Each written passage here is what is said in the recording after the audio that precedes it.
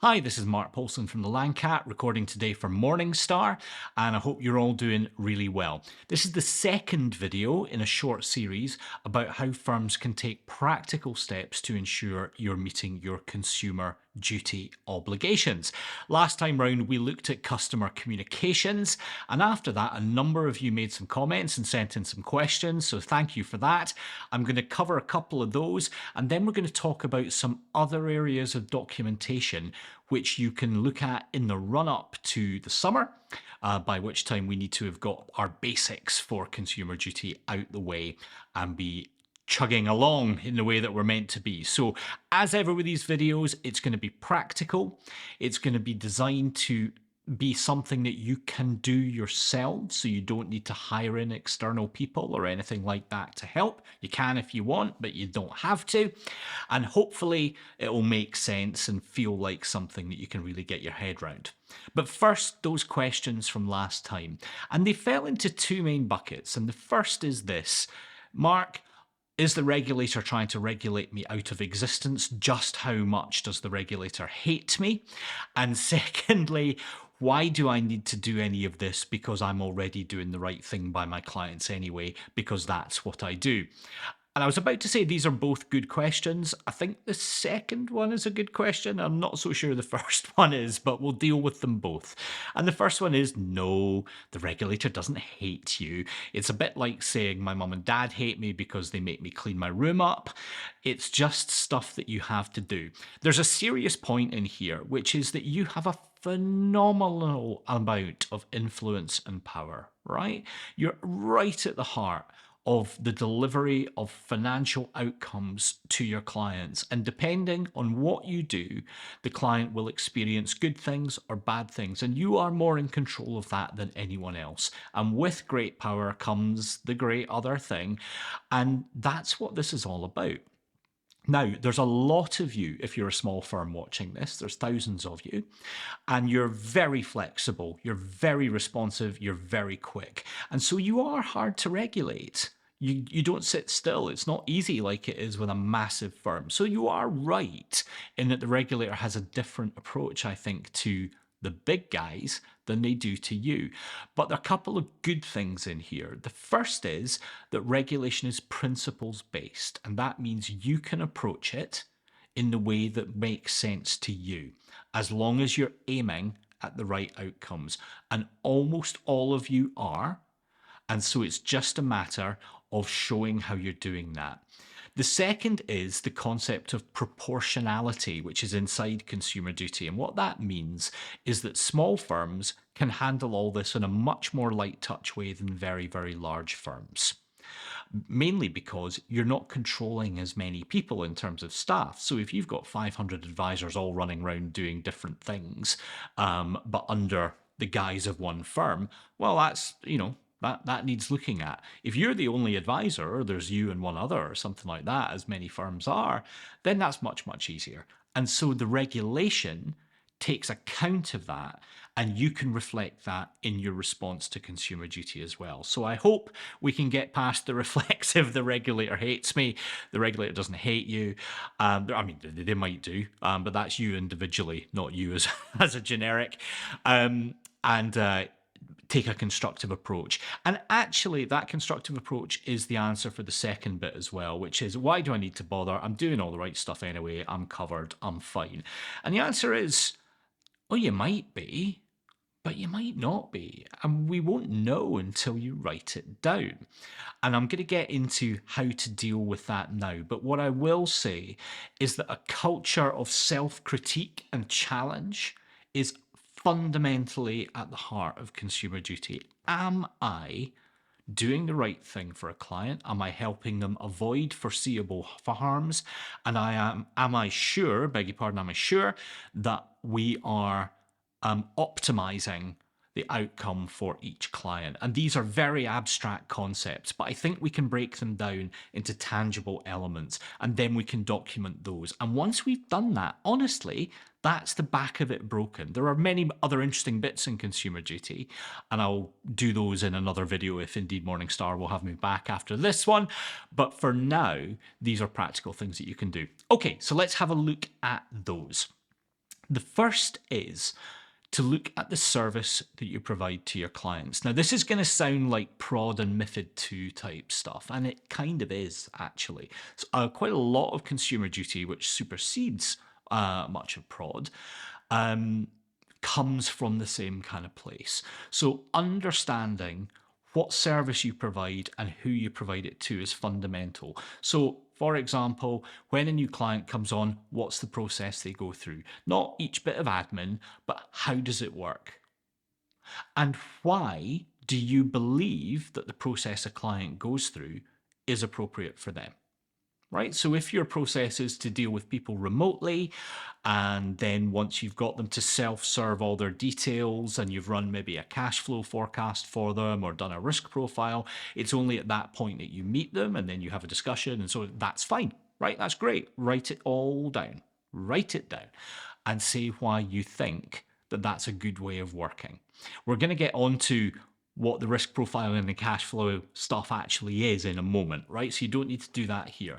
But for now, all we're doing is saying, this is what I do for clients and this is what it costs. And that's important because that's going to be a fundamental element of the value for money work that you're also going to do. Now, that's not in this video. We're going to do value for money another time. But this is the building block that will get you there. What do I do? What do I charge as my service? Okay. Now, there's always little wrinkles in this. So, for example, lots and lots of advisors will say, well, my ongoing advisor charge covers everything a client could reasonably throw at me other than very, very specialist work, like, for example, a DB transfer or something like that that comes in which case, great, write it down. That's your commitment. You're committing to paper here what your service proposition is. Others say, well, no, my ongoing charge gets a client annual review, semi-annual updates. I'm here on the end of the phone if you want a sense check on something or some reassurance. I'm going to keep you updated with what's going on. But really, if you want to do anything else, we need to set the clock running. And when I set the clock running, it's on an hourly basis and I charge you £150 an hour or whatever it is, right? And that's fine too. This isn't about saying this is what your proposition needs to look like. It's just setting out the basics. So make sure to do that along with what it is that you charge. I think you can do that in 2 sides of A4, right? I don't think it's a big document at all. And I think it should take you a couple of hours. Sometimes when you try to do this, everybody ends up arguing and it takes a bit longer. And I've seen that happen lots of times, and that's totally common in service-based businesses.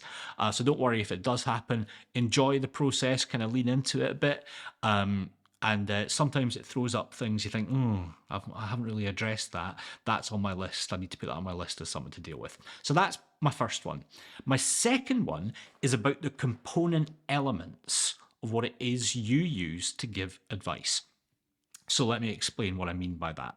Same kind of document, but what we're looking at here is what is involved in stitching together the proposition that is the engine room for delivering a client's financial plan. Okay, so it's not planning we're talking about here, it's the construction of advice, right? And they're different things. So what do we have inside there? Well, we've probably got cash flow modeling that's going to help us work out what's going on with a client's income requirements and all that kind of stuff. Now that serves planning, but it also serves advice. We've got risk profiling.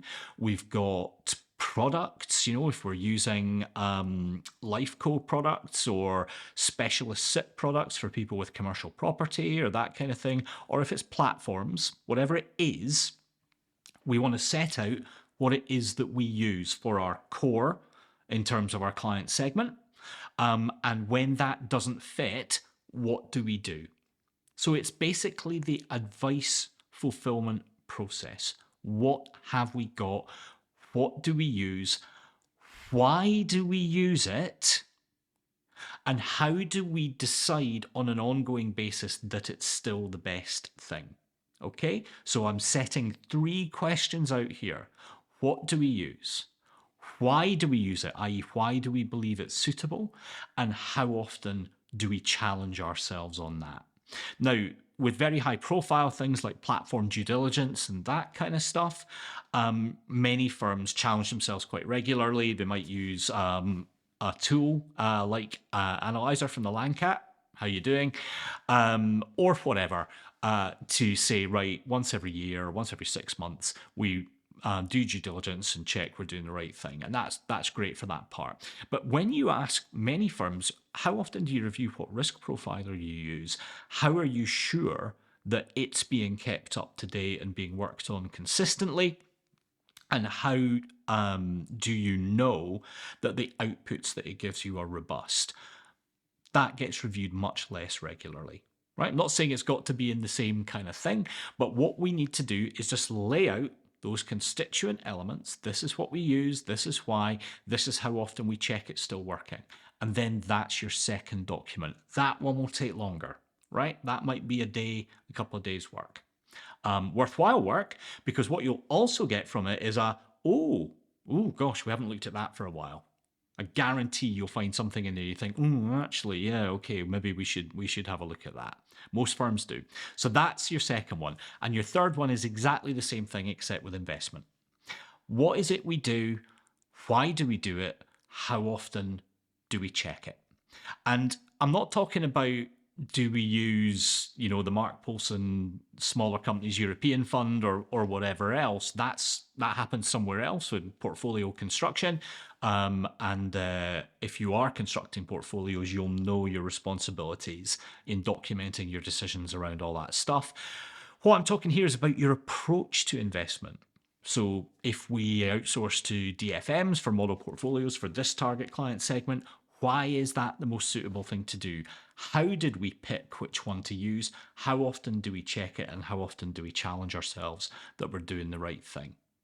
So these are notes effectively for you. 3 different documents asking those very important 3 questions in each one, and probably best done by target client segments. So if you only deal with doctors and dentists, for example, you're all good. That's just one. If you deal with lots and lots of different people and you have lots of target client segments, I'm sure there's lots of commonalities in there, but you'll need to do it for each one. So we end up with 3 docs. I think the first one's probably a couple of sides of paper. The second one's a bit bigger, but it depends on how complex the stuff that you deal with is. And the third one is probably a couple of sides of paper. They can be PowerPoint slides, it can be a Word doc, it can just be bullets that you've set out, it could be a nice pretty report that gets read and adopted at your board or your management committee. Whatever it is fine, right? As long as it sets out those things. And this is evidence that you are thinking about the construction of advice and the influence it has on clients' outcomes. And that's what Consumer Duty is all about. We cannot possibly prove that we're doing the right thing for clients until we have set out what it is that we're doing for clients. I will give 2 other little practical tips for this, right? Because this shouldn't be scary. It's hard to start, but once you're in it, it's all right. The first is, make a contract with somebody that you're going to do it. If it's you that's doing it, proportionality again, because you maybe run your own firm, a small firm or whatever else, then you need to contract with somebody that isn't yourself that you're going to get this done. It can be the cat, right? Or whatever. In fact, it should be the cat. Doesn't really matter, but something that says, I am going to get this done, and then do it. If it's somebody that works for you, then that's a bit easier because they can be accountable to you, but you need to support them and make sure they have the time to do it.